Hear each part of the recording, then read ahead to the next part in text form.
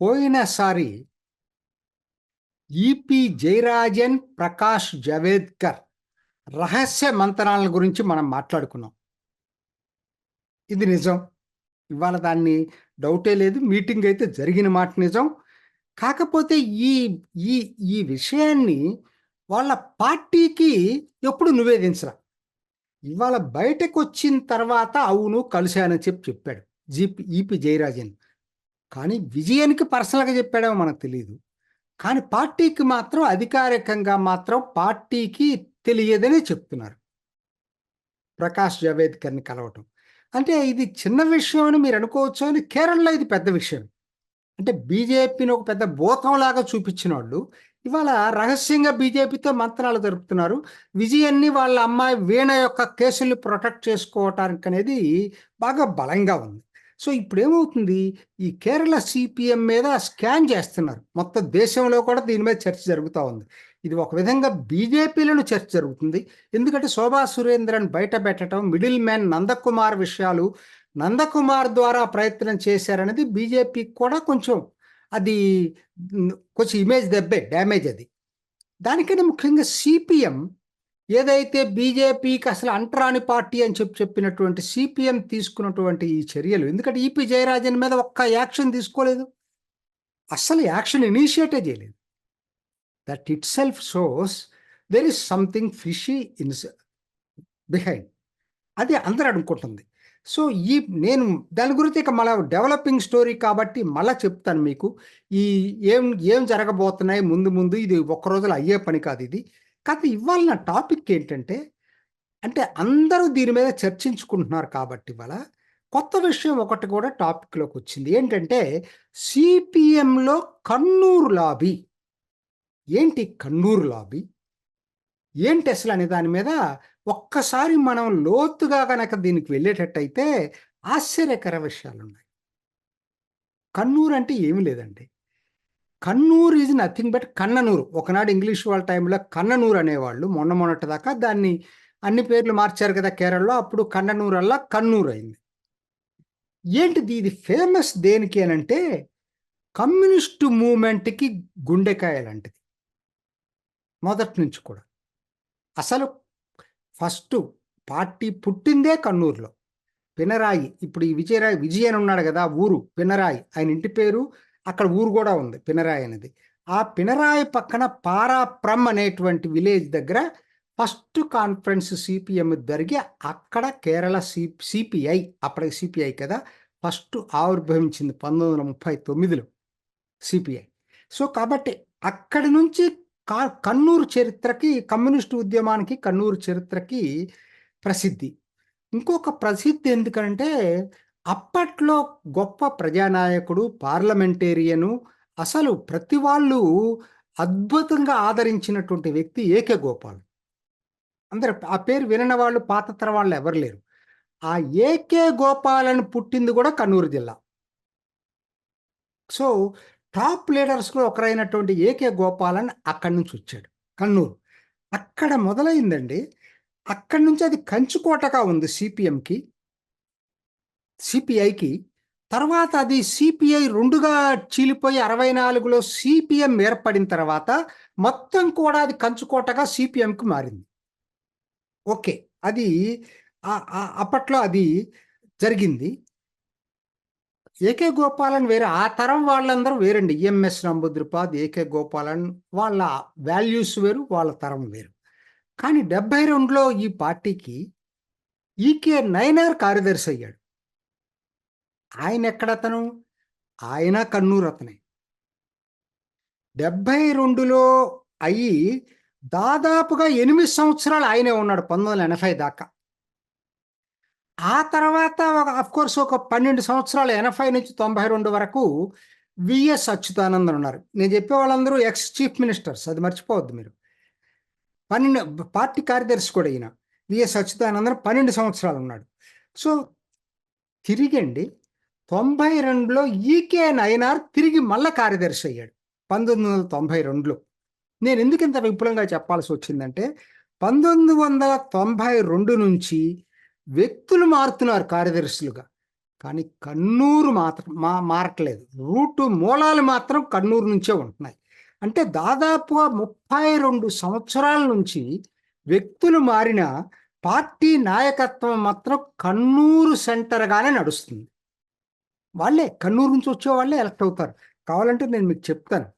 80 నుంచి 90 చెప్పాను కదా ఇందాక, 72 నుంచి 80 పక్కన పెట్టేస్తే 92 నుంచి 96 వరకు ఈకే నయనార్ 4 సంవత్సరాలు కార్యదర్శిగా ఉన్నాడు. అక్కడ మొదలైందండి. 98లో నుంచి 2015 అండి. ఇది పిన్నరాయి విజయన్. 17 సంవత్సరాలు ఈయన ముఖ్యమంత్రి రాష్ట్ర కార్యదర్శిగా వచ్చాడు ఈకే నయనార్ తర్వాత. ఈయన ఎక్కడి నుంచి వచ్చాడండి? ఈయన పినరాయి. అదే నేను ఇందా చెప్పాను కదా, కన్నూరు జిల్లా పినరాయికి సంబంధించినటువంటి వ్యక్తి విజయన్. ఇంకొక ఆయన కూడా ఈకే నయనార్ తర్వాత మళ్ళా పినరాయి విజయన్ వచ్చాడు. సరే, 17 సంవత్సరాలు ఆయన ఉండటంతోనే మొత్తం అసలు పార్టీని అంతా ఆయన గ్రిప్లో పెట్టుకున్నాడు. ఈ టైంలో చాలా జరిగినాయి, మీకు అందరికి తెలుసు. ఎస్ఎన్ఎస్ లవ్లీన్ కేసు అని చెప్పి అవినీతి కుంభకోణం, విఎస్ అచ్యుతానందన్ కూడా దీని మీద ఒక విధంగా అతనికి కూడా అర్థమైంది దీంట్లో అవినీతి కుంభకోణం. ఇప్పటికి కూడా సుప్రీంకోర్టు నడుస్తుందండి. ఇంతమంది చెప్పినారు కదా, తెలుగు వాళ్ళు కూడా ఉన్నారు సుప్రీంకోర్టులో వాయిదాలు పడుతున్నాయి అని. విజయన్ కేసు ఇప్పటికి 30 సార్లు ఎంతో వాయిదా పడింది. 30 సంవత్సరాల నుంచి వాయిదా పడతాం. సో కాబట్టి ఇది కొత్త ఏం కాదు, ఇవన్నీ జరుగుతూనే ఉన్నాయి. సో ఆ తర్వాత 17 సంవత్సరాల తర్వాత ఈయన 2015లో ముఖ్యమంత్రి అయిన తర్వాత ఎవరిని చేశాడు? కొడియేరి బాలకృష్ణన్ చనిపోయాడు ఇటీవల కాలంలో 2022లో. ఆయన 7 సంవత్సరాల ముఖ్యమంత్రి, రాష్ట్ర కార్యదర్శి. ఆయన పోయిన తర్వాత ఎవరు వచ్చారంటే ఇప్పుడు ఎంవి గోవిందన్ అని వచ్చాడు. ఈయన కన్నూరే, కొడియేరి బాలకృష్ణన్ కన్నూరే. అసలు ఎంవి గోవిందన్ మీద కోపంతోనే బీజేపీలో చేరాలనుకున్న ఈపి జయరాజేంద్ర కూడా కన్నూరే. అంటే ఎంతగా పార్టీ మీద గ్రిప్ తీసుకోగలిగారంటే ఈ కన్నూరు లాబీ. ఇవాళ కన్నూరు లాబీ అంటే ముగ్గురిని అంటారండి. ఇవాళ జయరాజన్ త్రయం అంటారు. ఈపి జయరాజన్ ఎల్డిఎఫ్ కన్వీనరు, అదే పోయినసారి వీడియోలో చెప్పాను కదా, బీజేపీతో రహస్య మంత్రాలు చేసిన అతను. ఇంకొక అతను పి జయరాజన్. ఈయన మొన్నటి దాకా కూడా కార్యదర్శిగా ఉండేవాడు, కన్నూరు జిల్లా కార్యదర్శిగా. అంతకుముందు ఈపి జయరాజన్ ఉన్నాడు, అంతకుముందు ఈయన పి జయరాజన్ ఉన్నాడు. ఆ తర్వాత ఈయన కొంచెం లైఫ్ సింపుల్గా ఉంటుంది, కాకపోతే చాలా మిలిటెంట్, హత్యలు చేయటాల్లో వీటిల్లో ప్రసిద్ధి చెందిన వ్యక్తి, దాంట్లో డౌటే లేదు. అదేందో నేను తర్వాత చెప్తా. ఇప్పుడు జిల్లా కార్యదర్శి పేరు కూడా ఎంవి జయరాజన్. మొన్న కన్నూరు లోక్సభకు కూడా పోటీ చేసింది ఈయనే, ఎంవి జయరాజన్. అంటే వీళ్ళ ముగ్గురు త్రయం అండి, జయరాజన్ త్రయము. వీళ్ళల్లో వాళ్ళ గొడవలు పడే ఇదవుతుంది తప్పితే వేరే గోవిందన్కి ఇచ్చినందుకు కోపం తప్పితే ఇది ఈయన నాకన్నా జూనియర్కి ఎట్టిస్తారంటాడు జీపీ జయరాజన్. విశేషం ఏంటంటే వీళ్ళందరినీ ఈ రోజుకి కంట్రోల్లో పెట్టుకుంది పినరాయి విజయన్. మనం అది మర్చిపోవద్దు. అంతా కూడా పినరాయి విజయానికి తెలియకుండా జరగట్ల. పినరాయి విజయనే మొత్తం ఇదంతా గూడు పుఠాన్ని నడిపేదంతా కూడా ఆయనే. ఎందుకంటే అచ్యుతానందన్ ఉన్నంత వరకు కనీసం కొంత భయం ఉండేది. అంటే అచ్యుతానందన్ ఏంటంటే 90 సంవత్సరాల పైన ఉన్నాడో లేదో నాకు ఐడియా లేదు. 90 అప్పటికి 90 అయింది నేను చెప్పిన దీంట్లో. ఆయన పాపులర్ లీడర్, ఆయన అలప్ పూజాకు సంబంధించిన వ్యక్తి, ఆయన బీసీ కమ్యూనిటీకి సంబంధించిన, యజవా కమ్యూనిటీకి సంబంధించిన వ్యక్తి. ఈయన కూడా అదే పినరాయి విజయన్ కూడా. అయితే ఆయన ఉన్నంతకాలం కూడా పినరాయి విజయన్ మీద ఆయనకి మంచి అభిప్రాయం ఎప్పుడూ లేదు, అచ్యుతానందన్కి. సో కాబట్టి కొంత చెక్ అండ్ బ్యాలెన్సెస్ ఉండేవి పార్టీలో. ఆయన నుంచి మొత్తం గ్రిప్పిని తీసుకున్న తర్వాత అస్సలు చెక్ అండ్ బ్యాలెన్సెస్లో పినరాయి విజయన్ ఏమనుకుంటే అది జరుగుతూ ఉందండి ఇప్పటివరకు. ఎదురు తిరిగితే ఏమైనా జరుగుతుందండి, మీకు అది కూడా చెప్తున్నా. ఎదురు తిరిగితే ఎందుకు ఈపి జయరాజన్ మొన్న నేను చేసిన ఎపిసోడ్లో ఒకటి చెప్పాను. ఆల్మోస్ట్ చేయటానికి ఢిల్లీ వెళ్ళి హోటల్ లలిత్లో మీటింగ్ పెట్టుకుంటే ఆయనకు ఒక ఫోన్ వచ్చింది. అందరూ అనుకోవటం అది పినరాయి విజయన్ నుంచి ఫోన్ వచ్చిందని చెప్పి భయపడిపోయాడు. ఆ ఫోన్ తర్వాత ఎందుకు భయపడిపోయాడు అంటే వాళ్ళకి ఎదురు తిరిగితే ఏమైనా చేయడానికి సిద్ధపడుతుంది కన్నూరు లాబీ. మీకు కన్నూరు పక్కన కోజికూడు అని ఉంటుంది. కోజికూడు పెద్ద సిటీ కదా. కోజికోడ్లో వడకర మధ్యలో, ఈ వడకర కన్నూరుకు దగ్గరలో టిపి చంద్రశేఖరన్ అని సిపిఎంలో ఉండేవాడు. ఆయన తిరుగుబాటు చేస్తే ఆయన చంపేశారు. మొన్నే కోర్టు తీర్పు ఇచ్చింది, 11 మంది శిక్ష వేసింది. వాళ్ళందరూ జైల్లో ఉంటే ఏం చేశాడు పినరాయి విజయన్, వాళ్ళందరికీ ఎప్పుడు పెరోల్లో ఉండేవాడు. అందుకని ఇదంతా పినరాయి విజయనే. ఇదంతా కూడా ఆయన కన్నూరు కార్యదర్శిగా ఉన్నప్పటి నుంచి కూడా పార్టీని ఎట్లా, ఇది నేను ఒకటి చెప్తాను మీకు, అంటే కమ్యూనిస్టు దీని గురించి తెలియాలి మీకు. లెనిన్ తను చనిపోయే పోకముందు వీలునామా రాశాడని చెప్తారు. స్టాలిన్ గనక పార్టీ కార్యదర్శి అయ్యేటట్టయితే ఇది ప్రమాదం, ఎందుకంటే తనలో నియంతృత్వ లక్షణాలు ఉన్నాయి, అతను ప్రత్యర్థుల్ని శత్రువులుగా చూసే ప్రమాదం ఉంది, ఏదైనా చేయొచ్చు అని లెనిన్ వీలునామాలో రాసుకున్నాడట. ఏది స్టాలిన్ గురించి. ఎగ్జాక్ట్గా అది వర్తిస్తుందండి పినరాయి విజయన్కి. అనకూడదు నేను, ఎందుకంటే ఒక ఇంటర్వ్యూ చూశాను. ఏంటంటే నార్త్ కొరియన్ లీడర్ని, నాకు తెలిసి కమ్యూనిస్టులు కూడా నార్త్ కొరియన్ లీడర్ని ఆరాధించే వాళ్ళని నేను ఎక్కడ చూడలేదు.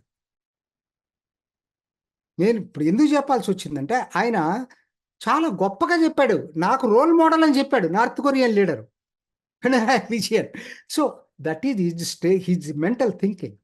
సో ఎదురు తిరిగితే ఎవడు బతకూడదు. ఎందుకంటే మీకు అందరూ తెలుసు కదా ఎంతమంది అంటే రిబెల్ లీడర్స్. కేఆర్ గౌరీ అమ్మ, ఆవిడ ఏమైపోయిందో తర్వాత కొత్త పార్టీ పెట్టుకుంది జేఎస్ఎస్. ఆ తర్వాత MB Raghavan communist Marxist party అని పెట్టుకున్నాడు కొన్నాళ్ళు. తర్వాత నేను చెప్పా టిపి చంద్రశేఖరన్ చంపేశారు. సో ఎంవి రాఘవన్ ఏం తప్పు చేయలేదండి, ఆయన ఇక్కడ కన్నూరు ఆయనే. ఆయన అన్నది ఏంటంటే మీరు పార్లమెంటరీ వ్యవస్థలో ముస్లిం లీగు సెక్యులర్, ముస్లిం లీగ్తో ఎందుకు మనం సంబంధాలు పెట్టుకోకూడదు, కేరళ కాంగ్రెస్ కేరళ కాంగ్రెస్ ఎందుకు కలుపుకోకూడదు అని చెప్పాడు. పార్టీ ద్రోహమే తీసేశారు. ఇవాళ ముస్లిం లీగ్ కోసం అతి ఎక్కువ ప్రయత్నం చేస్తుంది ఎవరంటే పినరాయి విజయన్. సరే అవన్నీ వేరే. ఎందుకు నేను ఇదంతా కన్నూరు లాబీ ఎంత డేంజరస్ అని ఎందుకు చెప్తున్నాను అంటే, ఒక్కసారి కన్నూరు జిల్లా చరిత్ర చూడండి. ఇంత హింసాయుత జిల్లా దేశంలోనే లేదేమోనండి. ఎంతమంది చనిపోయారో చెప్తున్నాను. అన్ని పార్టీలు ఉన్నారు, సిపిఎం వాళ్ళు కూడా. మరి ఇప్పుడు ఈ హింసా వాతావరణం ఒక చోట, ఒక సిపిఎం వాళ్ళు ఒకరిని చంపారనుకోండి, వాళ్ళ ప్రతిగా ఇంకొకరిని చంపుతారు కదా. ఇవాళ జరిగింది చెప్తాను. సిపిఎం నుంచి గత 10 సంవత్సరాల లెక్కలు ఇవి. 85 మంది హత్యకు గురి కాబడ్డారండి. అదో మరి 20 నాకు తెలీదు. హిందుస్థాన్ టైమ్స్ ఇచ్చిన లెక్క ఇది. సిపిఎం నుంచి 85 మంది హత్యకు గురి కాబడ్డారు. ఆర్ఎస్ఎస్ బీజేపీ నుంచి 65 మంది హత్యకు గురి కాబడ్డారు. కాంగ్రెస్ నుంచి 11 మంది, ముస్లిం లీగ్ నుంచి 11 మంది. చెప్పండి, ఎవరైనా కదండి, ఒక మనిషికి ప్రాణం ఇదే కదండి. ఏ పార్టీ అయితే ఏంటి ముందు. అసలు ఈ హింసా వాతావరణం అవసరమా? మళ్ళీ మిగతా జిల్లాలు ఇంతగా లేదు, ఉంటే ఉండొచ్చు కానీ మిగతా జిల్లాలు ఇంత. కన్నూరులోనే దీనికి ఫేమస్ కారణం ఏంటంటే అదేనా, ఆ మైండ్ సెట్ తోటి పెరిగినటువంటి పార్టీ అక్కడ కన్నూరులో. సో కాబట్టి వీళ్ళందరూ కూడా ఇవాళ ఈపీ జయరాజన్ మీద చర్య ఎందుకు తీసుకోలేదంటే కారణం అదే. ఆ లాబీని ప్రొటెక్ట్ చేసుకుంటూ వెళ్ళిపోతూ ఉంటాడు. ఇవాళ నా ఉద్దేశం ఏంటంటే, ఇవాళ ఏమంటే ఇంకొక మాట చెప్పనా, అసలు Kerala basically Hindu, CPM, Kerala CPM అంటే హిందూ పార్టీ అండి. వాళ్ళు ముస్లిం లీగ్ వెంట పడతారు తప్పితే ముస్లింలు వీళ్ళని ఆదరించట్లేదు. That is a Hindu party, everybody knows. CPM కనుక డౌన్ గ్రేడ్ అయితే కేరళలో పెరిగేది బీజేపీ. గుర్తుపెట్టుకోండి, ఇప్పుడే చెప్తా. ఎందుకంటే హిందూసు ఎక్కువ ఎందుకు బీజేపీలో చేరకపోవటానికి ఏంటంటే వాళ్ళు ఎక్కువ ఎక్కడున్నారంటే సిపిఎం నమ్ముకొని సిపిఎంలో ఉన్నారు ఎక్కువ మంది. ఇటీవలే నాయర్సు బయటకు వచ్చారు. నాయర్సు ఒకనాడు డామినేటెడ్ పార్టీ కేరళలో సిపిఎంలో. ఎందుకంటే ఏకే గోపాలన్ నాయరే, ఈకే నైనార్ నాయరే. తర్వాత ఏంటంటే బీసీలు దాన్ని ఛేదించుకోవడం, బీసీల అధీనంలోకి వెళ్ళింది సిపిఎం. అయినా హిందూసే, యజవాష్ ప్రధానంగా. సో కాబట్టి ఏంటి, అక్కడ సిపిఎం డౌన్ గ్రేడ్ అయితే ఇక్కడ బీజేపీ పెరుగుతుంది. సో ఇది అక్కడున్న ఈక్వేషన్ ఇది. ఏది ఏమైనా ఈపీ జయరాజన్ గురించి ముందు ఇంకా నేను చెప్తాను. నేను ఇది ఇప్పటితో సమస్య పోలేదు. ఈపీ జయరాజన్, ప్రకాష్ జవేద్కర్ రహస్య మంతనాలు కేరళ రాజకీయాల్ని కుదిపేస్తా ఉంది. ఇంకా వచ్చే రోజుల్లో దీని మీద ఇంకొన్ని సంచలనాత్మక విషయాలు బయటపడే అవకాశాలు మెండుగా ఉన్నాయి. చూసారు కదండి. మరి ఈ వీడియో కనుక మీకు నచ్చినట్లయితే ఒక లైక్ కొట్టేసి మీ అభిప్రాయాన్ని కూడా కామెంట్ బాక్స్లో తెలియజేస్తూ ఇలాంటి ఇంట్రెస్టింగ్ అప్డేట్స్ కోసం మా ఛానల్ని సబ్స్క్రైబ్ చేసుకోండి.